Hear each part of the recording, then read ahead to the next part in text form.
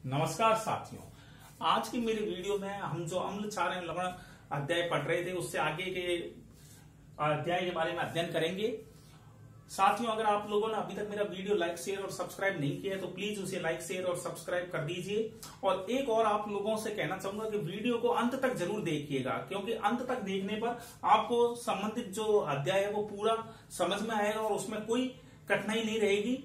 तो आइए आज हम आगे अध्ययन करते हैं साधारण नमक के बारे में। इसे NaCl भी बोलते हैं और इसको बनाने का आपको ध्यान ही है कि जब HCl की क्रिया NaOH से करवाई जाती है तो हमें साधारण नमक प्राप्त होता है। यानी हाइड्रोक्लोरिक अम्ल की क्रिया जब सोडियम हाइड्रोक्साइड से कराई जाती है तो हमें क्या साधारण नमक या NaCl प्राप्त होता है। ये साधारण नमक कई रसायनों का कच्चा पदार्थ है, यानी कि ये रॉ मटेरियल है जिससे हमारे दैनिक जीवन में कई उपयोगी चीजें इससे बनती हैं, जैसे NaOH, NaCO3 और CaOCl2 आदि।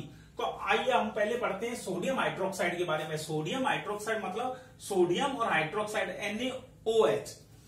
इसको NaCl के जलीय विलयन में यानी सोडियम हाइड्रोक्लोरीन के जलीय विलयन से जब विद्युत प्रवाहित करते हैं तो NaOH प्राप्त होता है और इस क्रिया को क्या कहते हैं? क्लोर क्षार अभिक्रिया भी इसे कहते हैं। तो ये क्वेश्चन बनता है, क्लोर क्षार अभिक्रिया क्या है कि जब NaCl के जलीय विलयन से विद्युत प्रवाहित करने पर NaOH प्राप्त होता है और इस प्रक्रिया को क्या कहते हैं? प्रक्रिया को क्लोर क्षार प्रक्रिया भी कहते हैं। तो अब देखिए ये क्या, इसकी रासायनिक समीकरण क्या हो गई? 2NaCl plus H2O। तो ये क्या बन गया? 2NaOH plus Cl2 plus H2। तो ये NaOH प्राप्त हो गया जब सोडियम क्लोराइड की जलीय विलयन में विद्युत प्रवाहित करते हैं तो 2NaOH plus Cl2 plus H2 प्राप्त होता है। अगला है विरंजक चूर्ण। विरंजक चूर्ण क्या होता है सर? CaOCl2 इसका ये सूत्र है जिसे CaOCl2 बोलते हैं, इसे विरंजक चूर्ण कहते हैं। इसकी भी क्या जब कैसे क्रिया, जब शुष्क भुजा चूना यानी CaOH2 की क्रिया जब क्लोरीन से कराई जाती है तो हमें CaOCl2 प्लस H2O प्राप्त होता है। अब इसके दैनिक जीवन में बहुत उपयोग है। ये वस्त्र उद्योग में काम आता है, कागज की फैक्ट्री में, लॉन्ड्री में, साफ कपड़ों के विरंजन में और पीने के जल को शुद्ध करने के लिए यानी जीवाणुनाशक का भी ये कार्य करता है।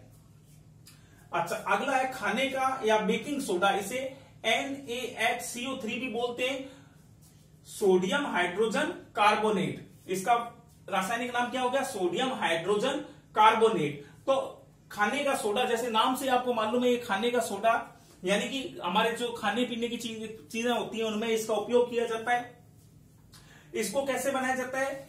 NaCl की क्रिया जब H2O और कार्बन डाइऑक्साइड और NH3 अमोनिया से कराई जाती है तो हमें क्या प्राप्त होता है? NH4Cl और NaHCO3 यानी सोडियम हाइड्रोजन कार्बोनेट या बेकिंग सोडा। इसे क्या बोलेंगे? बेकिंग सोडा भी बोल सकते हैं, खाने का सोडा भी, और इसका रासायनिक नाम क्या हो जाएगा? Sodium hydrogen carbonate.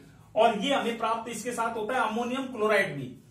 तो ठीक है, अब इसके उपयोग क्या है? इसके उपयोग खमीर उठाने में। आप लोगों के घर में आपने देखा होगा जब भटूरे आदि बनाए जाते हैं तो उसमें सोडा मिला करके, उसको आटे को गूंद करके उसमें सोडा मिला करके छोड़ दिया जाता है, जिससे उसमें खमीर बन जाता है, जिससे वो स्पंजी और सॉफ्ट हो जाता है और खाने में टेस्ट आता है। इसी प्रकार ब्रेड और पाव रोटी आदि ये सॉफ्ट और स्पंजी होती है।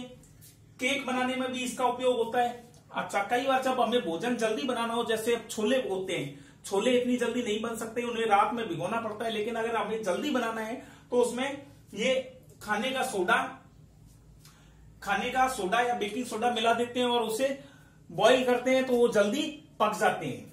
तो जल्दी पकाने में भी ये काम आता है। और इसका उपयोग एक क्या है? एंटी एसिड की तरह भी ये काम करता है। एंटी एसिड मतलब अपच हो जाने पर अगर इसका उपयोग किया जाए तो एंटी एसिड का भी ये एंटी एसिड का भी ये काम करता है। अच्छा, चौथा अब हम पढ़ते हैं धोने का सोडा। नाम से ही पता है धोने का सोडा। तो इसकी क्या है? इसका Na2CO3 प्लस 10H2O की जब रिएक्शन होती है तो क्या बनता है? Na2CO3.10H2O। तो ये क्या है? धोने का सोडा। इसके उपयोग क्या है? कांच बनाने में, साबुन है और कागज उद्योग में इसका उपयोग किया जाता है। घरों की साफ सफाई में, अब आपको पता है कि धोने का सोडा है तो ये साफ सफाई से, धोने का मतलब साफ सफाई से हो गया, तो ये घरों की साफ सफाई में भी काम आता है, जल की स्थायी कठोरता जो होती है उसे हटाने में भी ये बहुत उपयोगी होता है।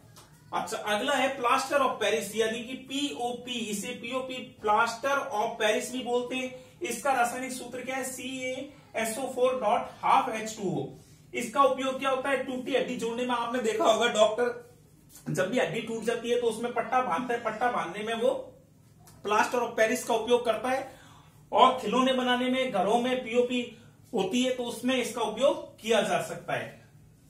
तो अब आप लोगों को इसमें क्वेश्चन, कई बार एग्जाम में संबंधित क्वेश्चन आ जाता है कि विरंजक चूर्ण का फॉर्मूला क्या है, तो हमें क्या लिखना है? विरंजक चूर्ण का CaOCl2। अच्छा, ऐसी बेकिंग सोडा का पूछता है तो NaHCO3, धोने का सोडे का Na2CO3.10H2O। ये इनके रासायनिक सूत्र हैं। ये भी क्वेश्चन एग्जाम में पूछे जाते हैं और कंपटीशन एग्जाम में ये बहुत ज्यादा क्वेश्चन आते हैं और इनमें साधारण से क्वेश्चन है, लेकिन इनके रासायनिक नाम हमें ध्यान नहीं होने पर हम कंफ्यूज हो जाते हैं और गलत कर बैठते हैं। तो इसलिए ये अध्याय बहुत ही इंपॉर्टेंट चैप्टर है। मुझे उम्मीद है आप लोगों को इसमें सारे डाउट क्लियर हो गए होंगे।